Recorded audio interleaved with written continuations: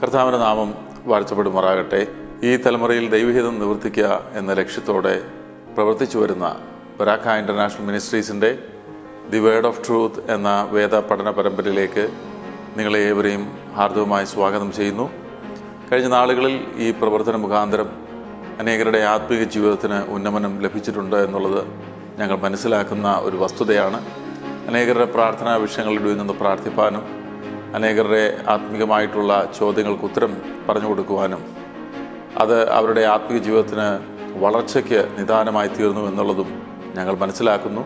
തുടർന്നും ഈ പ്രവർത്തനം ദൈവഹിത പ്രകാരം മുന്നോട്ട് കൊണ്ടുപോകാൻ ഞങ്ങൾ കർത്താവിൽ ശരണപ്പെടുന്നു. കഴിഞ്ഞ നാളുകൾ ഈ പ്രവർത്തനത്തെ ഓർത്ത് പ്രാർത്ഥിച്ച എല്ലാ പ്രിയപ്പെട്ടവർക്കും ഞങ്ങൾ നന്ദി പറയുന്നു. ഇന്നും നമുക്ക് വേദ പഠനത്തിലേക്ക് ശ്രദ്ധ തിരിക്കാം. പാസ്റ്റർ ജെയ്സ് ജോസഫ് തുടർന്ന് ദൈവവചനം ശുശ്രൂഷിക്കുന്നതാണ്. കർത്താവിൻ്റെ നാമം വാഴ്ത്തപ്പെടുമാറാകട്ടെ.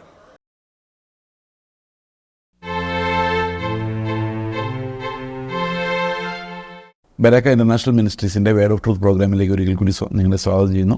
കർത്താവ് യേശുക്രിസ്തുവിന്റെ നാമത്തിലുള്ള സ്നേഹവന്ദനത്തെ അറിയിക്കുന്നു. നമ്മൾ കർത്താവിൻ്റെ സഭയെക്കുറിച്ചാണല്ലോ കഴിഞ്ഞ ദിവസം സംസാരിച്ചു തുടങ്ങിയത്. ഒരു സഭ എന്ന് പറയുന്നത് കർത്താവിൻ്റെ ശരീരമാണ് എന്ന് നമ്മൾ കണ്ടു. സഭ ബലഹീനമാകുന്നത് അവയവങ്ങൾ ബലഹീനമാകുമ്പോഴാണ്.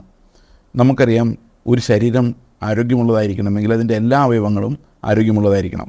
ഏതെങ്കിലും ഒരു അവയവം ബലഹീനമാകുമ്പോൾ, രോഗാതുരമാകുമ്പോൾ, ക്യാൻസറസ് ആകുമ്പോൾ ആ ശരീരം മുഴുവനും ബലഹീനമാവുകയാണ് ചെയ്യുന്നത് നമുക്കറിയാം.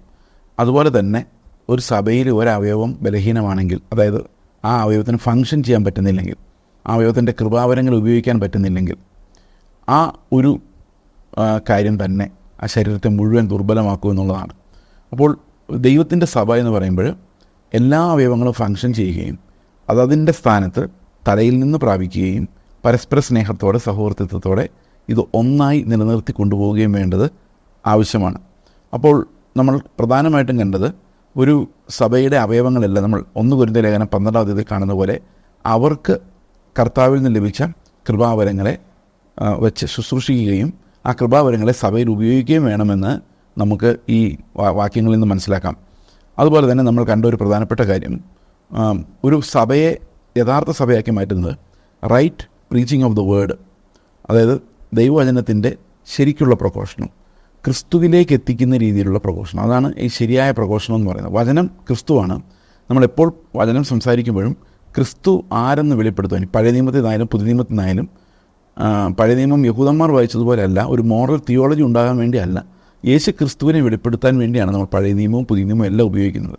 അപ്പോൾ right preaching of the word ആണെങ്കിൽ നിങ്ങൾ കൃത്യമായിട്ടും യേശു ക്രിസ്തുവിൻ്റെ ആ തലയോളം വളരുന്ന ആ ഒരു പരിജ്ഞാനത്തിൻ്റെ പ്രോസസ്സിലേക്ക് നമ്മൾ പ്രവേശിച്ചിരിക്കും. ശരിയായ പ്രീച്ചിങ്, ശരിയായ രീതിയിൽ കർത്താവ് നമ്മളെ കൽപ്പിച്ചിരിക്കുന്ന അനുഷ്ഠാനങ്ങളെ നിർവഹിക്കുക, അതുപോലെ തന്നെ ഒരു ചർച്ച് എന്നുള്ള രീതിയിൽ അവയവങ്ങളോടുകൂടി ഫങ്ഷൻ ചെയ്യുക, ഇത് മൂന്നും ആകുമ്പോഴാണ് ഒരു സഭ ഒരു കർത്താവിൻ്റെ ഹിതപ്രകാരമുള്ളൊരു സഭയായിട്ട് മാറുന്നത്. അതുപോലെ തന്നെ ഒരു സഭ പ്യുവറായിരിക്കണം എന്ന് പറഞ്ഞാൽ ലോകത്തിൻ്റെ തത്വങ്ങളാൽ സഭ ഭരിക്കപ്പെടരുത്. നമുക്ക് പലപ്പോഴും ഇന്ന് ലോകത്തിൻ്റെ തത്വങ്ങളാണ് സഭയും ഭരിക്കുന്നത്, കൃപാവരങ്ങളല്ല. പലപ്പോഴും ആൾക്കാർ പറയാറുണ്ട്, ഈ വചനമൊക്കെ ഒത്തിരി സംസാരിച്ച് കഴിയുമ്പോൾ ആൾക്കാർ പറയും നിങ്ങൾ ബ്രദറുകാരാണ് എന്നുള്ള രീതിയിൽ സംസാരിക്കാറുണ്ട്. അതിനകത്ത് ആക്ഷേപം ഉണ്ടായിട്ടല്ല. പക്ഷേ എന്തുകൊണ്ടാണ് ഇന്നത്തെ സഭകൾ ആത്മാവനുസരിച്ച് ഫങ്ഷൻ ചെയ്യാത്തത്, കൃപാവരങ്ങളനുസരിച്ച് ഫങ്ഷൻ ചെയ്യാത്തത് എന്തുകൊണ്ടാണ് എന്ന് പലപ്പോഴും നമ്മൾ ചിന്തിക്കാറില്ല. ഇന്ന് എങ്ങനെയാണ് ഒരു സഭയുടെ അഡ്മിനിസ്ട്രേഷൻ നടക്കുന്നത്? സഭയുടെ അഡ്മിനിസ്ട്രേഷൻ നടക്കുന്നത് മാനുഷികമായ കഴിവുകൾ വെച്ചിട്ടാണ്. പല ആൾക്കാരും പറഞ്ഞു കേൾക്കാറുണ്ട്, അദ്ദേഹത്തിനാണ് ഞാൻ ഈ പ്രാവശ്യം ഇലക്ഷൻ വോട്ട് ചെയ്യുന്നത്. സഭയുടെ കാര്യം കേട്ടോ, അല്ലാതെ ഇന്ത്യൻ പാർലമെൻറ്റിലുള്ള തെരഞ്ഞെടുപ്പിൻ്റെ കാര്യമല്ല ഞാൻ പറയുന്നത്. അദ്ദേഹത്തിന് നല്ല അഡ്മിനിസ്ട്രേറ്റീവ് എബിലിറ്റിയാണ് അത്രേ. എന്താണ് കൃപാവരം എന്ന് പറയാത്തത്? ഈ കൃപാവരവും മാനുഷികമായ അഡ്മിനിസ്ട്രേറ്റീവ് എബിലിറ്റിയും രണ്ടാണ്. മാനുഷികമായി നമുക്ക് ഒത്തിരി കഴിവുകളുണ്ടായിരിക്കാം, പക്ഷേ അവിടെ ദൈവത്തിൻ്റെ ഹിതം നടക്കുന്നില്ല. ദൈവത്തിൻ്റെ ഹിതം നടക്കണമെങ്കിൽ ദൈവം രാജാവായിരിക്കുന്നൊരവസ്ഥയിൽ തകർക്കപ്പെടാനും നുറുക്കപ്പെടാനും പറ്റുന്ന ഒരു ആത്മാവ്, അതായത് തകർന്നു നുറുങ്ങിയതുമായ മനസ്സ് ഉള്ളവർക്ക് മാത്രമേ കർത്താവിൻ്റെ രാജ്യത്തിന് കീഴടങ്ങാൻ പറ്റുകയുള്ളൂ. അതല്ലെങ്കിൽ എപ്പോഴും അവരുടെ കഴിവുകൾ വെച്ചും താലന്തുകൾ വെച്ചും രാജ്യങ്ങൾ ഉണ്ടാക്കിക്കൊണ്ടിരിക്കും. അപ്പോൾ ശരിക്കും പറഞ്ഞു കഴിഞ്ഞാൽ ഒരു സഭയെ പണിയുന്നത് ഒരിക്കലും മാനുഷികമായ കഴിവോ മാനുഷികമായ ഓർഗനൈസേഷണൽ പ്ലാനുകളോ ഒന്നുമല്ല. ഇതെല്ലാം ദൈവം നമുക്ക് തരുന്ന കൃപാവരങ്ങളാലാണ് കർത്താവ് എപ്പോഴും സഭയെ പണിയുന്നതെന്നുള്ളത് നമ്മൾ ഒരിക്കലും മറന്നു പോകരുത്. ബലഹീനരെ ഉപയോഗിക്കുന്നൊരു ദൈവമുണ്ട്, ഈ ബലഹീനരിലൂടെ മഹത്വപ്പെടുന്നൊരു ദൈവമുണ്ട്. നമ്മൾ കഴിവുള്ളവരെ അന്വേഷിക്കുന്നത് സാത്താനാണ്. എപ്പോഴും കഴിവുള്ളവരെ അന്വേഷിക്കുന്നത് സാത്താനാണ്. കാരണം ഒത്തിരി കഴിവുള്ളവരെ സാത്താൻ ഉപയോഗിക്കുമ്പം അനേകം ആൾക്കാരെ വഞ്ചനയിൽ അകപ്പെടുത്താൻ സാധിക്കും. എന്നാൽ കർത്താവ് അങ്ങനെയല്ല. കർത്താവ് തൻ്റെ മഹിമയെ പ്രസിദ്ധമാക്കുന്നത് കൊണ്ട് ഒരിക്കലും മനുഷ്യരുടെ മഹിമയെ ആശ്രയിക്കുന്നില്ല, മനുഷ്യരുടെ കഴിവുകളെ ടാലൻറ്റുകളെ ആശ്രയിക്കുന്നില്ല. മനുഷ്യർക്ക് ദൈവം ദാനങ്ങളെ നൽകുകയാണ് ചെയ്യുന്നത്, ശുശ്രൂഷാ വരങ്ങളെ നൽകുകയാണ് ചെയ്യുന്നത്.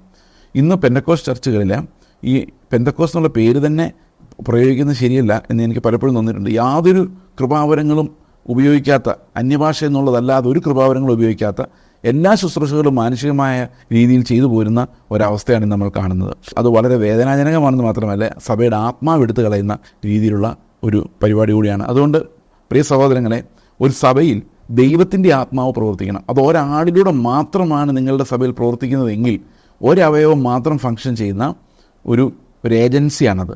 അതിലൊരിക്കലും യേശുക്രിസ്തു എന്ന തല വാഴ്ത്തപ്പെടുന്നില്ല. അവിടെ വാഴ്ത്തപ്പെടുന്നത് ആ ഒരു ഇടയിൽ നിൽക്കുന്ന ഈ ശുശ്രൂഷകൻ മാത്രമാണ്. അത് അപകടകരമായൊരു സിറ്റുവേഷനാണെന്നും കൂടെ ഓർത്തിരിക്കുക. നിങ്ങളുടെ സഭയിൽ ഒരാളാണ് മെയിൻ ശുശ്രൂഷകൻ, അയാളുടെ നിയന്ത്രണത്തിലാണ് എല്ലാം പോകുന്നതെങ്കിൽ അതിനകത്തൊരു അപകടമുണ്ട്. എപ്പോഴും ഒരാൾ ഇത്തിരി ലീഡർഷിപ്പ് റോളിൽ ഒരാൾ ദൈവം തന്നെ വെച്ചിട്ടുണ്ടാവാം, പക്ഷേ ബാക്കിയുള്ളവരുടെ ശുശ്രൂഷകൾക്ക് അതേ പ്രാധാന്യമാണ് ദൈവത്തിന് മുമ്പിലുള്ളത്. എല്ലാ മനുഷ്യരും കർത്താവിന് ഒരുപോലെയാണ്, എല്ലാ സഹോദരങ്ങളാണ്. ആർക്കും പ്രത്യേകമായ യാതൊരുവിധ സ്റ്റാറ്റസും ദൈവത്തിന് മുമ്പിലില്ല, ആർക്കും പ്രത്യേകമായ അഭിഷേകവുമില്ല. എല്ലാ വിശ്വാസികൾക്കും ഒരേ അഭിഷേകമാണ് ദൈവം നൽകിയിരിക്കുന്നത് എന്നുള്ള കാര്യവും നമ്മൾ അറിഞ്ഞിരിക്കണം. കൃപാവരങ്ങളിലാണ് വ്യത്യാസമുള്ളത്. അഭിഷേകത്തിലോ ക്രിസ്തുവിനെ അനുഭവിക്കുന്ന കാര്യത്തിലോ കർത്താവിലുള്ള പ്രതിഫലത്തിൻ്റെ കാര്യത്തിലോ കർത്താവിൻ്റെ അടുത്തുള്ള ആക്സസിൻ്റെ കാര്യത്തിലോ യാതൊരു വിധത്തിലുള്ള ഭേദങ്ങളുമില്ല. എല്ലാവരും ഒരുപോലെയാണ് നമ്മൾ അറിഞ്ഞിരിക്കണം. അത് എഫെസ്യ ലേഖനത്തിൽ കൃത്യമായിട്ട് പറയുന്നുണ്ട്. നമുക്കെല്ലാം ഒരു മധ്യസ്ഥന്, ഒരു കർത്താവ്, ഒരു വിശ്വാസം, ഒരേ ആത്മാവ്. പക്ഷേ വ്യത്യാസമായിരിക്കുന്ന കൃപാവരങ്ങളിൽ, ശുശ്രൂഷ വരങ്ങളിൽ മാത്രമാണ്. അത് ദൈവം നമുക്ക് തരുന്ന ദാനമാണ്. അതല്ലാതെ യാതൊരു വ്യത്യാസവും ഉണ്ടാകാൻ പാടില്ല. പിന്നെ നമ്മൾ കണ്ട ഒരു കാര്യം എന്ന് പറയുന്നത്, എന്തിനാണ് ഒരു സഭ ഒരു ദേശത്ത് നിലനിൽക്കുന്നത് എന്നുള്ളതാണ്. ഒരു ദേശത്ത് സഭയ്ക്ക് എന്താണ് കടമ, എന്താണ് ചെയ്യേണ്ടത്, ഒരു സഭയ്ക്കകത്ത് ഉള്ള പ്രധാന ഫങ്ഷൻസ് എന്തൊക്കെയാണ്. ഒന്ന്, പ്രധാനമായും ഒരു സഭയായിട്ട് കൂടി വരുമ്പോൾ ഒന്നാമത്തെ കാര്യം വർഷിപ്പാണ്. വർഷിപ്പ് എന്ന് പറയുന്നത് പലപ്പോഴും ആൾക്കാർ സ്തോത്രം ചെയ്യുന്നു. അതായത് എനിക്കത് കിട്ടിയതിനായി സ്തോത്രം, ദൈവം ഇത്രത്തോളം നടത്തിയതിനെ, സകലത്തിനും സ്തോത്രം ചെയ്യണമെന്ന് ബൈബിളിലുണ്ടല്ലോ. അപ്പം സകല വിഷയങ്ങൾക്ക്, നമുക്ക് ഇമ്പോർട്ടൻ്റ് ആയിട്ട് തോന്നുന്ന വിഷയങ്ങൾക്കെല്ലാം സ്തോത്രം ചെയ്യുക എന്നാണ് ആൾക്കാർ വർഷിപ്പ് എന്ന് പറയുന്നത് അതല്ല. വർഷിപ്പ് എന്ന് പറയുന്നത് നമുക്ക് കിട്ടിയതിനേക്കാൾ ഉപരി ക്രിസ്തു ആരാണെന്നുള്ള വെളിപ്പാടാണ്. ഇപ്പോൾ നമ്മളെ രക്ഷിക്കാൻ വേണ്ടി കർത്താവ് ക്രൂശിൽ കയറുമ്പോൾ ഹൂ ഈസ് ക്രൈസ്റ്റ് എന്നുള്ള ആ ഒരു റെവലേഷനിലേക്കാണ് നമ്മൾ പോകുന്നത്. ഹൂ ഈസ് ക്രൈസ്റ്റ് എന്ന് നമുക്ക് മനസ്സിലാകുമ്പം നമ്മളുടെ ആത്മാവ് പറയുന്നൊരു കാര്യമുണ്ട്, ഇതുപോലൊന്നില്ല, ഇത്രയും മനോഹരമായ ഒന്നില്ല, ക്രിസ്തുവിനെ പോലെ ആരുമില്ല. അതെൻ്റെ ഹൃദയം പറയുമ്പോഴാണ് വർഷിപ്പ് എൻ്റെ ഉള്ളിൽ നിന്നുണ്ടാകുന്നത്. എൻ്റെ രക്ഷയ്ക്ക് അവൻ മാത്രമാണ് ഉത്തരവാദി. അത് ഭയങ്കരമായ കരുണയാണ് തൻ്റെ പുത്രനെ ഏൽപ്പിച്ചു തരാൻ തക്കവണ്ണം, ഞാൻ മരിക്കേണ്ടടുത്ത് കർത്താവ് മരിക്കാൻ തക്കവണ്ണം. എത്ര വലിയ കരുണ ദൈവം നമ്മോട് ചെയ്തു. അപ്പം ദൈവത്തിൻ്റെ കരുണയെയും ദൈവത്തിൻ്റെ സ്നേഹത്തെയും ക്രിസ്തുവിലൂടെ വെളിപ്പെട്ട ദൈവത്തിൻ്റെ ആട്രിബ്യൂട്ട്സിനെയും നമ്മൾ നോക്കിയിട്ട് ദൈവം എത്ര വലിയവൻ എന്ന് അവനെ മഹത്വപ്പെടുത്തുമ്പോഴാണ് വർഷിപ്പ് വരുന്നത്. വർഷിപ്പ് എന്ന് പറയുന്നത് ദൈവത്തെ നമ്മൾ വർത്തി എന്ന് പറയുന്നതാണ്, അത് വർഷിപ്പാണത്. എന്നാൽ സ്തോത്രം എന്ന് പറയുന്നത് നമ്മൾക്ക് ദൈവം തന്ന കാര്യങ്ങൾ ഓർക്കുന്ന. അപ്പോൾ ഈ വർഷിപ്പ് ചെയ്യാൻ മറന്നു പോകുന്നൊരു കമ്മ്യൂണിറ്റി കൂടെ നമ്മുടെ ഇടയിൽ ഉണ്ടെന്നും കൂടെ ഓർപ്പിക്കാൻ വേണ്ടിയാണ്. നിങ്ങൾ പലപ്പോഴും പറയും ഇന്നത്തെ ആരാധന സൂപ്പറായിരുന്നു. അത് ഇന്നത്തെ ആരാധന സൂപ്പറായിരുന്നു, അങ്ങനെ ഒരു പരിപാടി വരുന്നില്ല. കാരണം ദൈവത്തിൻ്റെ സന്നിധിയിലുള്ള നുറുക്കമാണ് ശരിക്കുമുള്ള ആരാധനയുടെ എക്സ്പ്രഷൻ. പക്ഷേ അതേ സമയത്ത് തന്നെ നമ്മൾ മനസ്സിലാക്കേണ്ട ഒരു കാര്യം, വർഷിപ്പ് എന്ന് പറയുന്നത് it's not confined to 1 hour. നമ്മുടെ ലൈഫ് മുഴുവൻ ഒരു യാഗമായി സമർപ്പിക്കുമ്പോഴാണ് ശരിക്കും ബുദ്ധിയുള്ള ആരാധനയായിട്ട് മാറുന്നത്. അത് നമ്മുടെ ഓൾ ബീയിങ് ഇൻവോൾവ് ആകുന്ന, ഒരു ശരീരം കൂടി ഇൻവോൾവ് ആകുന്ന നമ്മുടെ ലൈഫ് മൊത്തമാണ്. അവിടെ ഒന്നും നമ്മൾ മഹത്വം എടുക്കാതിരിക്കുമ്പോഴാണ് ദൈവത്തിൻ്റെ മഹത്വം ഉണ്ടാകുന്നത്. നമ്മൾ മഹത്വം എടുക്കാതെ ദൈവത്തിന് മഹത്വം കൊടുക്കുക. അപ്പോൾ വർഷിപ്പ് എന്ന് പറയുന്നത് ദൈവസഭയ്ക്ക് ഒരു പ്രധാനപ്പെട്ട കാര്യമാണ് എന്ന് നമുക്ക് മനസ്സിലാക്കിയിരിക്കേണ്ടതാണ്. രണ്ടാമത്തെ കാര്യം എന്ന് പറയുന്നത് ബിലീവേഴ്സിന് അങ്ങോട്ടും ഇങ്ങോട്ടുള്ള നർച്ചറിങ് ആണ്. ഈ നർച്ചറിങ് എന്ന് പറയുന്നത് കഴിഞ്ഞ ദിവസം നമ്മൾ കണ്ടതുപോലെ എല്ലാ രീതിയിലും, അതായത് ആവശ്യങ്ങളുടെ മധ്യത്തിലും പരസ്പരം സഹായിക്കാൻ. അല്ലാതെ ഒരാൾ ഇത്തിരി പൈസ ഇല്ലാതിരിക്കുമ്പോൾ നിങ്ങളുടെ കയ്യിൽ കാശുണ്ടെങ്കിൽ പിന്നെ നമുക്ക് പ്രാർത്ഥിക്കാമെന്ന് പറയുന്നതിനകത്ത് കൂട്ടായ്മയില്ല. അതെടുത്ത് കൊടുക്കുന്നതിനകത്ത് തന്നെ കൂട്ടായ്മയുള്ളത്. കൂട്ടായ്മ മാത്രമല്ല അതിനകത്തുള്ളത്, വിശ്വാസം കൂടെയാണ്. ഇത് തന്നത് ദൈവമാണ്, അത് കൊടുത്താൽ ഇനിയും തരാൻ ശക്തനായൊരു ദൈവമാണ്, അതുകൊണ്ട് എനിക്ക് ഭയപ്പെടേണ്ട കാര്യമില്ല എന്ന് നമ്മൾ പറയുന്നതിന് കൂടെയാണ് ഈ എടുത്ത് വേറെ ആൾ കൊടുക്കുക എന്ന് പറയുന്നത്. ഇപ്പം എൻ്റെ കയ്യിലുള്ള ഒരാൾക്ക് എടുത്ത് കൊടുക്കണമെങ്കിൽ വീണ്ടും എനിക്ക് കിട്ടും, കർത്താവ് എനിക്ക് തരും, എൻ്റെ ആവശ്യങ്ങൾ നടത്തിക്കോളും എന്നൊരു ആന്തരികമായ വിശ്വാസം നമുക്കുണ്ടെങ്കിലേ സാധിക്കുകയുള്ളൂ. ഇപ്പോൾ ദൈവം തന്നതാണ്, ദൈവം ഇപ്പോഴും തരുന്ന ദൈവമാണെന്നൊക്കെ പ്രസംഗിച്ച് നടക്കുകയും കയ്യിൽ വീണ്ടും വീണ്ടും കൂട്ടിവെക്കുകയും ഈ മന്ന നാളെ വീഴുകയില്ല എന്ന സംശയം കാരണമല്ലേ ഈ മന്ന കരുതി വെക്കണം ആളുകൾക്ക് തോന്നുന്നത്. അവിശ്വാസമാണത്.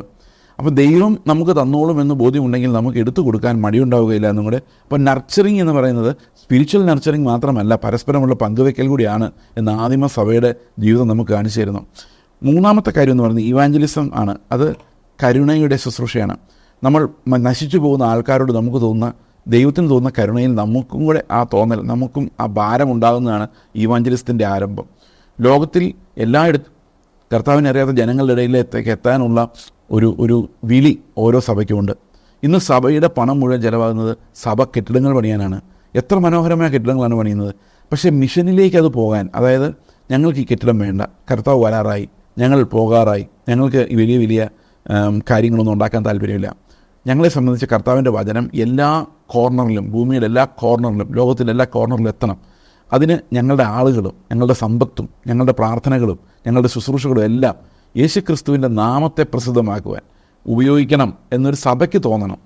ഒരു സഭ അങ്ങനെ ആകുമ്പോഴാണ് കർത്താവിൻ്റെ സഭയായിട്ട് മാറുന്നത്. സഭയ്ക്ക് അങ്ങനെ തോന്നി കഴിയുമ്പോൾ ഞങ്ങൾ കെട്ടിടങ്ങളിലൂടെ ദൈവത്തെ മഹത്വപ്പെടുത്തുന്നില്ല, ഞങ്ങൾ അനേകം ആളുകൾ ദൈവരാജ്യത്തിൽ കൂടി വരുന്നതിലൂടെ ദൈവത്തെ മഹത്വപ്പെടുത്തുന്നു. ദൈവം എത്ര വലിയ പ്രവൃത്തി ചെയ്യാൻ നമ്മളിലൂടെ, നമ്മുടെ സഭയിലൂടെ ദൈവം അങ്ങനെ ചെയ്യുമാർ ആകട്ടെ എന്ന് ധൈര്യമായിട്ട് പ്രാർത്ഥിക്കുവാൻ നമുക്ക് സാധിക്കണം.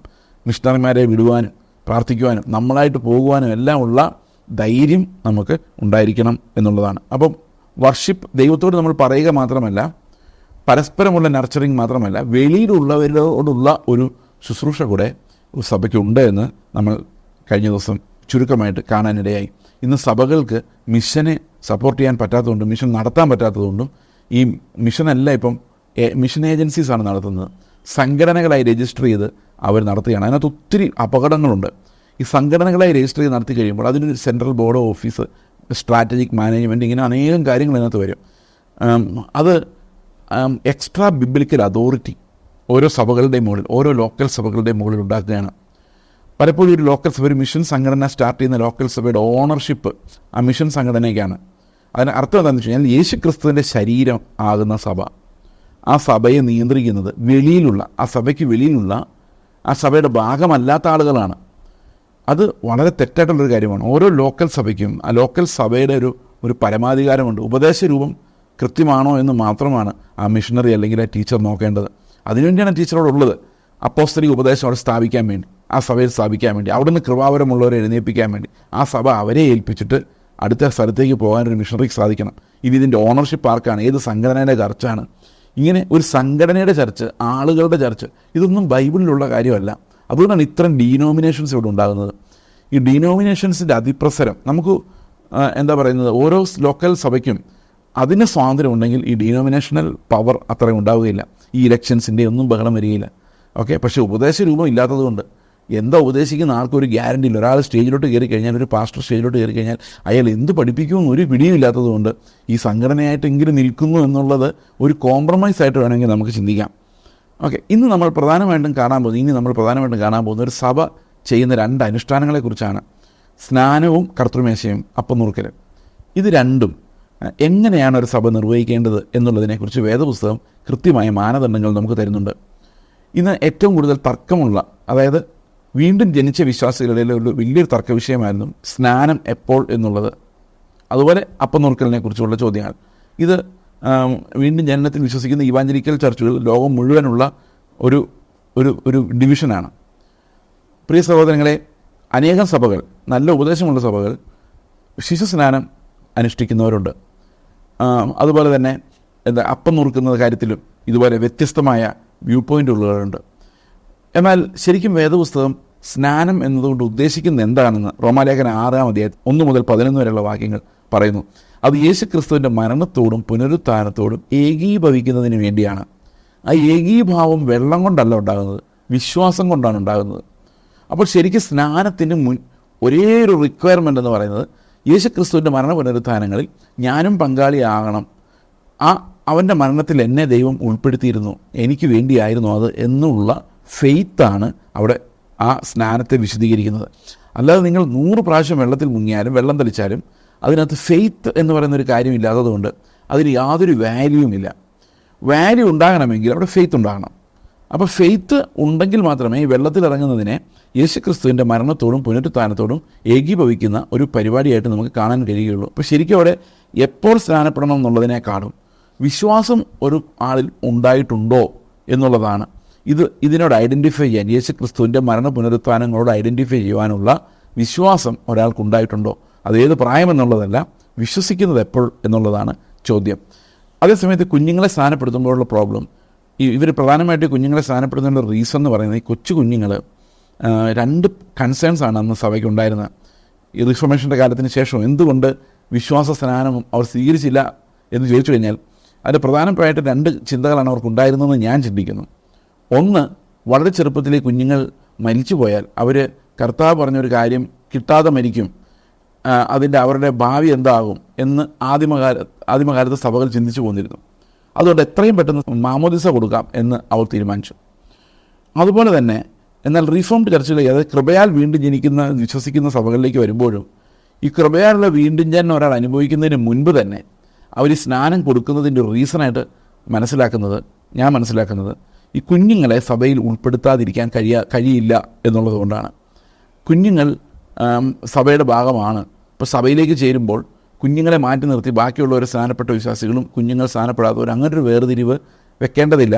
പരിച്ഛേദന പോലെ തന്നെ ചെറുപ്പത്തിലെ തന്നെ എന്നുള്ള ഒരു കാഴ്ചപ്പാടാണ് ആ സഭകൾ മുമ്പോട്ട് വയ്ക്കാനുള്ളത്. എന്നാൽ പ്രിയ സഹോദരങ്ങളുടെ പ്രോബ്ലം എന്ന് പറയുന്നത് രക്ഷ സൗജന്യമായതുകൊണ്ടും അത് ദൈവത്തിൻ്റെ കൃപ കൊണ്ടായതുകൊണ്ടും ഒരു കുട്ടി 10, 12, 14, 18, 20 വയസ്സാകുമ്പം അല്ലെങ്കിൽ വിശ്വാസം കൺഫസ് ചെയ്ത് സ്നാനപ്പെടുന്നതിന് മുൻപ് ആ കുട്ടി ഈ കർത്താവിൻ്റെ അടുത്തേക്ക് പോകേണ്ടി വന്നാൽ അല്ലെങ്കിൽ മരിച്ചാൽ, ഈ ലോകത്ത് നിന്ന് മാറ്റപ്പെട്ടാൽ, അതിൽ സ്നാനപ്പെട്ടോ ഇല്ലയോ എന്നുള്ളതിനേക്കാളും വിശ്വസിച്ചോ ഇല്ലയോ, അല്ലെങ്കിൽ ദൈവത്തിൻ്റെ പദ്ധതി എന്താണ്, ആ കുഞ്ഞിൻ്റെ അവസ്ഥ എന്താണ് ദൈവത്തിന് മാത്രമേ അറിയത്തുള്ളൂ. അപ്പോൾ അത് പ്രത്യേകിച്ച് വന്ന് സ്നാനപ്പെടുന്നതിന് മുമ്പ് ഒരാൾ മരിച്ചു പോയാൽ നരകത്തിൽ പോകുമെന്നതിൻ്റെ അർത്ഥമില്ല.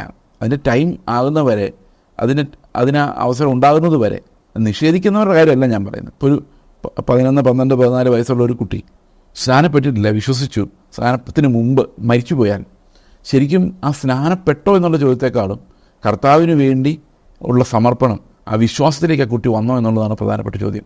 അതുകൊണ്ട് വിശ്വാസം കൂടാതെ ആ സ്നാനം ചെയ്യുന്നതിൽ യാതൊരു അർത്ഥവുമില്ല.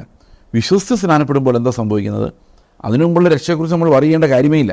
കാരണം എന്താണെന്ന് വെച്ച് കഴിഞ്ഞാൽ സുബോധം വന്ന ശേഷമാണെങ്കിലും ആ വിശ്വാസം ഉണ്ടെങ്കിൽ സ്നാനത്തെ നിഷേധിക്കാത്തിടത്തോളം കാലം കർത്താവ് എന്തിനാണ് രക്ഷിക്കപ്പെട്ട ഒരാൾ സ്നാനത്തെ നിഷേധിക്കുന്നത്? അതൊരിക്കലും ആവശ്യമില്ല. അപ്പോൾ വിശ്വാസം കൂടാതെ നമ്മൾ വെള്ളം തളിച്ചു എന്നുള്ളതിനാൽ അതൊരു കാരണവശാലും ദൈവത്തിന് അംഗീകാരമുള്ളൊരു പ്രവൃത്തിയാകുന്നില്ല. കാരണം വിശ്വാസമാണ് ദൈവം പ്രസാദിക്കുന്ന ഒരേ ഒരു വിഷയം. വിശ്വാസം കൂടാതെ ദൈവത്തെ പ്രസാദിപ്പിക്കാൻ എന്ത് ചെയ്താലും സാധിക്കില്ല. അതുകൊണ്ടാണ് കുഞ്ഞുങ്ങൾ ഇവിടെ മേൽ വെള്ളം തളിക്കുന്നത് കൊണ്ട് അത് യേശുക്രിസ്തുവിൻ്റെ മരണ പുനരുത്ഥാനങ്ങളുള്ള ഏകീഭാവമോ ആ മരണ ഖബറടക്കം ഉയർത്തെഴുന്നേൽപ്പ് റോമാലേഖനത്തിൽ പറയുന്ന ഒരു പ്രോസസ്സ് അവിടെ നടക്കുകയില്ല എന്നുള്ളത് കൊണ്ടും അതൊരു കാരണവശാലും ആവശ്യമുള്ള കാര്യമല്ല. അത് ജസ്റ്റ് ഒരു വെള്ളം തളിക്കലായിട്ട് അത് അവശേഷിക്കുക മാത്രമേ ഉള്ളൂ. അതിൻ്റെ കാരണം എന്താണെന്ന് വെച്ച് കഴിഞ്ഞാൽ നമ്മൾ എന്ത് പ്രവൃത്തി ചെയ്യുമ്പോഴും, നമ്മൾ ഇപ്പോൾ ഈ സംസാരിക്കുന്നതിനകത്ത് പോലും ഫെയ്ത്ത് ഒരു എലമെൻ്റ് അല്ലെങ്കിൽ ദൈവത്തിന് അതിനകത്ത് ഒരു പ്രസാദവുമില്ല. ഫെയ്ത്ത് ഇല്ലാത്ത ഒരാചാരവും അനുഷ്ഠാനവും കർത്താവ് പുതിയ നിയമത്തിൽ പറഞ്ഞിട്ടില്ല എന്നുള്ളതാണ്. ഒരു കാര്യം പോലും വിശ്വാസം കൂടാതെ ചെയ്യേണ്ട ഒരു കാര്യം പോലും. അപ്പോൾ പല ആൾക്കാരും പറയുന്നത് അനുഷ്ഠിക്കുന്നവരുടെ വിശ്വാസമാണെന്ന്. പക്ഷെ നമ്മൾ വിശ്വസിക്കുന്നു, എല്ലാ വീണ്ടും ജനിച്ച സഭകളും വിശ്വസിക്കുന്നു, രക്തത്താൽ ദൈവത്തിന് മക്കളുണ്ടാകുന്നില്ല. ഒരു മനുഷ്യൻ്റെ തീരുമാനത്താൽ ദൈവത്തിന് മക്കളുണ്ടാകുന്നില്ല. ദൈവത്തിന് മക്കളുണ്ടാകുന്നത് ദൈവം അവരെ വീണ്ടും ജനിപ്പിക്കുമ്പോഴാണ്. ഒരുപക്ഷെ അവർ തിരഞ്ഞെടുക്കപ്പെട്ടവരായിരിക്കാം, പക്ഷേ വീണ്ടും ജനിക്കുന്നത് വരെ അവർക്ക് പിതാവിനെ അറിയില്ല, കൺഫസ് ചെയ്യാൻ സാധിക്കില്ല. അപ്പോൾ ദൈവത്തിൻ്റെ കൽപ്പനയായ സ്നാനം എടുക്കാതെ പഴയ ആചാരങ്ങളിൽ തുടരാൻ ആഗ്രഹിച്ചുകൊണ്ട്, അല്ലെങ്കിൽ അവരെ ഭയപ്പെട്ടിട്ട്, അല്ലെങ്കിൽ ഞാൻ ഒറ്റപ്പെട്ടു പോകുമെന്ന് പേടിച്ചിട്ട്, അല്ലെങ്കിൽ ചുറ്റുമുള്ള പെന്തക്കോസ്തുകാരെ നോക്കി ഇവരൊന്നും ശരിയില്ല, ഇവരുടെ എങ്ങനെ പോകും, അത് വലിയൊരു പ്രശ്നമാണ്. ഇതെല്ലാം നോക്കിയിട്ട് കർത്താവിൻ്റെ കൽപ്പനയെ അബലമാക്കും. ആരെങ്കിലും സ്നാനത്തെക്കുറിച്ച് പറയുമ്പം ഇവരെ സ്നാനപ്പെട്ടവരുടെ അവസ്ഥ നോക്ക്, ശരിയാണ്, വളരെ കഷ്ടമാണ്. പക്ഷേ എന്ന് കരുതി എനിക്ക് യേശുക്രിസ്തുവിൻ്റെ മരണത്തോടും പുനരുത്ഥാനത്തോടും ഉപയോഗിക്കാതിരിക്കാൻ പറ്റുമോ? എനിക്ക് കർത്താവിൻ്റെ കൂടെ ചേർന്ന ആ ഒരു അനുഷ്ഠാനത്തിൽ പങ്കാളിയാകാതിരിക്കാൻ പറ്റത്തില്ല. ആ ഫെയ്ത്തോടു കൂടി അതിനകത്ത് പാർട്ടിസിപ്പേറ്റ് ചെയ്യാതിരിക്കാൻ എനിക്ക് സാധിക്കില്ല. കാരണം അതൊരു നിർബന്ധമായി ആത്മാവ് എൻ്റെ മേൽ വയ്ക്കും. കാരണം ഈ മരണ പുനരുത്ഥാനങ്ങളിലുള്ള പാർട്ടിസിപ്പേഷനാണ് ഓരോ ദിവസവും എന്നെ പാപത്തിൽ നിന്ന് രക്ഷിക്കുന്നത്. പാപത്തിൻ്റെ ശക്തിയിൽ നിന്ന് രക്ഷിക്കുന്നത്, വിശുദ്ധീകരണത്തിൻ്റെ പ്രോസസ്സിലൂടെ നമ്മൾ നടത്തുന്നത്. അപ്പോൾ സ്നാനപ്പെട്ട് കഴിയുമ്പോൾ അതൊരു വലിയ ചേഞ്ചാണ്. എൻ്റെ ലൈഫിൽ അങ്ങനെയായിരുന്നു. എനിക്ക് അത്ര വിവരമൊന്നും ഇല്ലായിരുന്നു സ്നാനപ്പെടുന്ന സമയത്ത്. പക്ഷെ സ്നാനപ്പെട്ട് കഴിയുമ്പം there is A particular change, ആ ഫെയ്ത്തിൻ്റെ കൺഫെഷൻ. അതുകൊണ്ടാണ് കർത്താവ് ഇത് നിങ്ങളെല്ലാവരും ഉപദേശിക്കണമെന്നും സ്നാനപ്പെടുത്തണമെന്നും ഒക്കെ പറയാനുള്ള കാരണം. അപ്പോൾ നമ്മുടെ പാപങ്ങൾ കഴുകപ്പെട്ടു എന്നും യേശുക്രിസ്തുവിൻ്റെ രക്തത്താൽ നമ്മുടെ പാപങ്ങൾ കഴുകപ്പെട്ടു എന്നും കർത്താവ് കാൽവരി ക്രൂശിൽ മരിച്ചപ്പോൾ ഞാനും ആ കൂടെ മരിച്ചു എന്നും ഞാൻ കൺഫസ് ചെയ്യുമ്പോഴാണ് ശരിക്കും ആ വെള്ളത്തിൽ മുങ്ങിക്കയറുമ്പോൾ അതിൻ്റെ ആ എഫക്റ്റ്, അതിൻ്റെ ആ സ്പിരിച്വൽ ആയിട്ടുള്ള ബെനഫിറ്റ്സ് നമുക്ക് ലഭിക്കുന്നത്. അത് എല്ലാ വിശ്വാസികളും, നിങ്ങൾ യേശുക്രിസ്തുവിൻ്റെ ഏകയാഗത്താൽ വിശുദ്ധീകരിക്കപ്പെട്ടവരാണ് എങ്കിൽ നിങ്ങൾ എല്ലാ വിശ്വാസികളും ഇത് ചെയ്യുക എന്നുള്ള ദൈവത്തിൻ്റെ കൽപ്പനയാണ്. എന്തെല്ലാം ആർഗ്യുമെൻറ്റ്സ് ഇതിനെതിരെ വന്നാലും നമുക്ക് ബോധമുണ്ടെങ്കിൽ, നമുക്ക് ആരോഗ്യമുണ്ടെങ്കിൽ നമ്മൾ തീർച്ചയായിട്ടും അത് ചെയ്തിരിക്കണം. എന്നാൽ ആരോഗ്യമില്ലാതെ കിടക്കുന്ന ഒരാൾ അത് ബലമായിട്ട് സ്ട്രെച്ചറിലൊന്നും എടുത്ത് ഇറക്കേണ്ട. കാരണം ഇത് രക്ഷ എന്ന് പറയുന്നത് ദൈവത്തിൻ്റെ കൃപയാണ്. ആ കൃപയുടെ ഏറ്റെടുക്കൽ, ഒരു കൺഫെഷനാണ് സ്നാനം എന്ന് പറയുന്നത്. നല്ല മനസാക്ഷിക്ക് വേണ്ടിയുള്ള ഒരു നിലവിളിയാണ് സ്നാനം. അപ്പോൾ സ്നാനം എന്ന് പറയുന്നത് ദൈവത്തിൻ്റെ ഓർഡിനൻസ്, ദൈവം നമ്മോട് കൽപ്പിച്ച അനുഷ്ഠാനം. അതിലൊരിക്കലും യാതൊരു വിധത്തിലും മാറ്റം വരുവാൻ സാധിക്കുകയില്ല. അപ്പോൾ മുങ്ങുക എന്നുള്ളതും, ബാപ്റ്റിസോ, മുങ്ങുക എന്നുള്ളതും വളരെ പ്രധാനമാണ്. കാരണം അത് ബറിയലിനെയാണ് സൂചിപ്പിക്കുന്നത്. യേശുക്രിസ്തുവിനോടൊപ്പം നമ്മൾ കുഴിച്ചിടപ്പെട്ടു എന്നുള്ളതിനെയും കൂടിയാണ് സൂചിപ്പിക്കുന്നത്. ഒരു പക്ഷേ നിങ്ങൾ ഈ സ്നാനപ്പെടണോ, ഇനിയും ചെറുപ്പത്തിലെ സ്നാനപ്പെട്ടതല്ലേ? ചെറുപ്പത്തിലെ സ്നാനപ്പെട്ടതല്ല. അത് നിങ്ങൾക്ക് യാതൊരു ബന്ധവുമില്ല ആ പണിയുമായിട്ട്. നിങ്ങൾ കരഞ്ഞുകൊണ്ടിരിക്കുകയായിരുന്നു. You didn't have any connection with what was happening around U.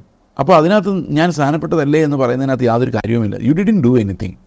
നിങ്ങളൊന്നും ചെയ്തില്ല. You are not even aware. നിങ്ങൾക്കതിനെക്കുറിച്ച് ഒരു ഗ്രാസ് പോലും എന്താ സംഭവിക്കുന്നത് പോലും അറിയില്ല. അപ്പോൾ അതെങ്ങനെയാണ് ഒരു പ്രവൃത്തിയായിട്ട് കൗണ്ട് ചെയ്യാൻ പറ്റുന്നത്? അതൊരിക്കലും ഒരു പ്രവൃത്തിയായിട്ട് കൗണ്ട് ചെയ്യാൻ പറ്റിയില്ല. അതൊരു ചടങ്ങായിരുന്നു. ആ ചടങ്ങിലൂടെ നിങ്ങൾ കടന്നുപോയി എന്നുള്ളത് ക്രിസ്തുവുമായുള്ള നിങ്ങളുടെ ബന്ധത്തെ ഒരർത്ഥത്തിലും കൂട്ടുകയോ കുറയ്ക്കുകയോ ചെയ്യുന്നില്ല, ഒന്നും സംഭവിക്കുന്നില്ല എന്നുള്ളതാണ് അതിൻ്റെ കാര്യം.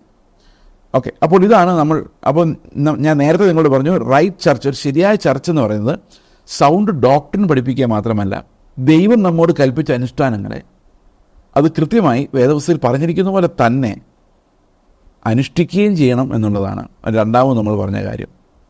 ഓക്കെ, അതിൻ്റെ ഭാഗമായിട്ടാണ് നമ്മൾ അപ്പം നുറുക്കലിനെയും കൂടെ കാണേണ്ടത്. ഈ അപ്പം നുറുക്കൽ പലയിടത്തും നടക്കുന്നത് ഒരു ചടങ്ങ് പോലെയാണ്. പ്രിയ സഹോദരങ്ങളെ, നമ്മൾ കാത്തലിക് ചർച്ചിലേക്ക് നോക്കുമ്പോൾ അവർ വിശ്വസിക്കുന്നൊരു വ്യൂ എന്ന് പറയുന്നത് ട്രാൻസ്സബ്സ്റ്റാൻഷിയേഷൻ എന്ന് പറയും. അതായത് നാം നുറുക്കുന്ന അപ്പം യേശുക്രിസ്തുവിൻ്റെ ശരീരത്തിൻ്റെ കൂട്ടായ്മയായിട്ട് മാറുന്നതല്ല, ശരീരം തന്നെയായി മാറുന്നു എന്നുള്ളതാണ്. അതായത് അപ്പം യേശുക്രിസ്തുവിൻ്റെ ശരീരമായി മാറുന്നു. അതുകൊണ്ട് പലപ്പോഴും നിങ്ങൾ കേട്ടിട്ടുണ്ടാവും, പല ആൾക്കാർ ഇത് കഴിക്കുമ്പം രക്തം വായിൽ വരുന്നു, അപ്പത്തിനകത്ത് രക്തം കിനിയുന്നു എന്നൊക്കെ പറഞ്ഞ് നിങ്ങൾ കേട്ടിട്ടുണ്ടാവും. ഇത് ഒരു വലിയ മിറക്കിളായിട്ടാണ് അവർ ഐഡൻറ്റിഫൈ ചെയ്യുന്നത്. അതായത് യേശുക്രിസ്തുവിൻ്റെ ശരീരം ശരിക്കും ആ അപ്പമാണ്, ആ അപ്പം ശരീരമായി മാറുന്നു. യേശുക്രിസ്തുവിൻ്റെ ശരീരത്തെ ആണ് നുറുക്കുന്നത് എന്നാണ് ഇതിനെ നമ്മൾ ട്രാൻസ്സബ്സ്റ്റാൻഷിയേഷൻ എന്ന് പറയുന്നത്. ഈ ഒരു വ്യൂ പോയിൻ്റ് കാരണം അവർ അപ്പം എടുക്കുന്നതും വാഴ്ത്തുന്നതും നുറുക്കുന്നതും എല്ലാം ഭയങ്കരമായ ഭക്തിയോടെ വണങ്ങിക്കൊണ്ടാണ്. അതൊരു ചടങ്ങായിട്ട് മണിയടിച്ചും എന്താ പറയുന്നത്, ആൾക്കാർ കുന്തിരിക്കും വീശിയും നമുക്കറിയാം. ഓർത്തഡോക്സ് ചർച്ചിലാണെങ്കിൽ അറിയാം, ആ പാരമ്പര്യങ്ങളെല്ലാം അതങ്ങനെയാണ്. ഓർത്തഡോക്സ് ചർച്ചയിൽ വിശ്വസിക്കുന്നത് പരിശുദ്ധാത്മാവസ്ഥ സമർപ്പിതമായ അപ്പത്തെ മെസ്സിഹയുടെ ശരീരമാക്കി പാനപാത്രത്തെ യേശുവിൻ്റെ രക്തമായും മാറട്ടെ എന്ന് അച്ഛൻ പറയുമ്പം ആത്മാവ് മുകളിൽ നിന്ന് വന്ന് ഇതിന്മേലിരുന്ന് ഇത് യേശുക്രിസ്തുവിൻ്റെ ശരീരവും രക്തവുമാക്കി മാറ്റുമെന്നാണ് വിശ്വസിക്കുന്നത്. അപ്പോൾ യേശുക്രിസ്തുവിൻ്റെ ശരീരത്തെയാണ് അവർ നുറുക്കുന്നത്. അപ്പോൾ ഈ രണ്ട് വ്യൂ പോയിൻറ്റിനകത്തുള്ള പ്രശ്നം, യേശുക്രിസ്തുവിൻ്റെ ശരീരം അനേക സ്ഥലങ്ങളിൽ ഓരോ ദിവസവും നുറുക്കപ്പെട്ടുകൊണ്ടിരിക്കുന്നു എന്നുള്ളതാണ്. ഇത് അപകടകരമായ ഒരു ഉപദേശമാണ്. ബൈബിൾ ഒരിടത്തും അങ്ങനെ പറയുന്നില്ല. ഒരിക്കലായി അർപ്പിക്കപ്പെട്ട കർത്താവ്, he was offered only once. ഒരിക്കലായി അർപ്പിക്കപ്പെട്ട കർത്താവ്, ആ അർപ്പണത്തെ എൻ്റെ ഓർമ്മയ്ക്കായി ചെയ്യുവിൻ, ഇതെൻ്റെ ശരീരം എന്ന് കർത്താവ് പറഞ്ഞത് അന്ന് കർത്താവിൻ്റെ ശരീരത്തെക്കുറിച്ച് പറഞ്ഞാണ്. ആ യാഗം അർപ്പിക്കുന്നതിന് മുമ്പ് നമ്മോട് പറഞ്ഞത് അത് അനുഷ്ഠിക്കാനാണ്. എന്തനുഷ്ഠിക്കാൻ? ഈ ഓർമ്മയെ അനുഷ്ഠിക്കാൻ. അപ്പോൾ നമ്മൾ ആ ഓർക്കുകയാണ് കർത്താവ് അന്ന് പറഞ്ഞിട്ട് മരിച്ചതിനെ, അന്ന് കർത്താവ് പറഞ്ഞിട്ട് തൻ്റെ ശരീരത്തെ ഏൽപ്പിച്ചതെന്ന്, അത് നമുക്ക് ജീവനുള്ള ആഹാരമായി മാറി. അത് ഓർത്തുകൊണ്ടാണ് നമ്മൾ അപ്പം നുറുക്കുന്നത്. ഈ അപ്പം നുറുക്കുന്നത് ശരിക്കും അപ്പത്തെ തന്നെയാണ്. അത് യേശുക്രിസ്തുവിൻ്റെ ശരീരമല്ല. ദൈവമേ, അത് ശരീരമെന്ന് പറഞ്ഞാൽ ഞാൻ എങ്ങനെ അതിനെ നുറുക്കും? കൊലപാതകരാണ് അത് ചെയ്യുന്നത്.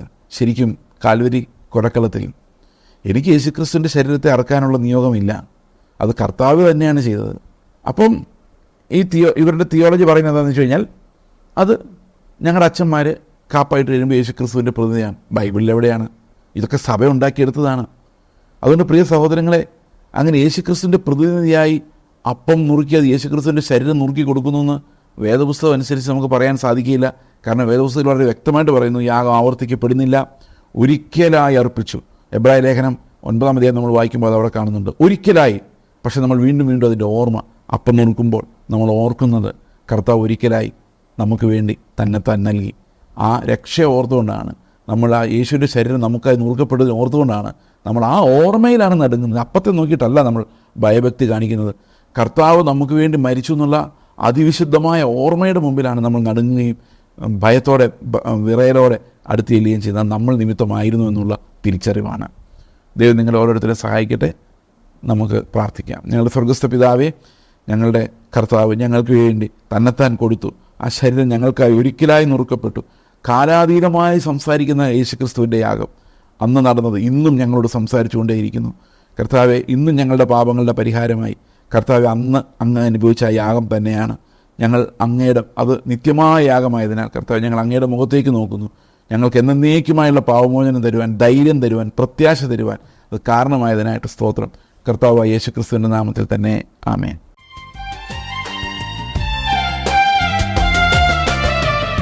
കാണുന്നതെല്ലാം താൽക്കാലികം, കാണാത്തതൊന്നുണ്ട് നിത്യമായത്.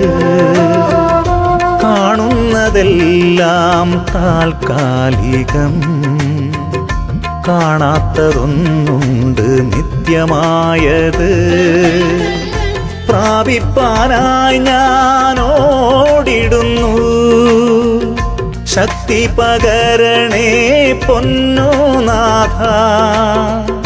പ്രാപിപ്പാനായി ഞാൻ ഓടിടുന്നു, ശക്തി പകരണേ പൊന്നുനാഥ. കാണുന്നതെല്ലാം താൽക്കാലികം, കാണാത്തതൊന്നുണ്ട് നിത്യമായത്.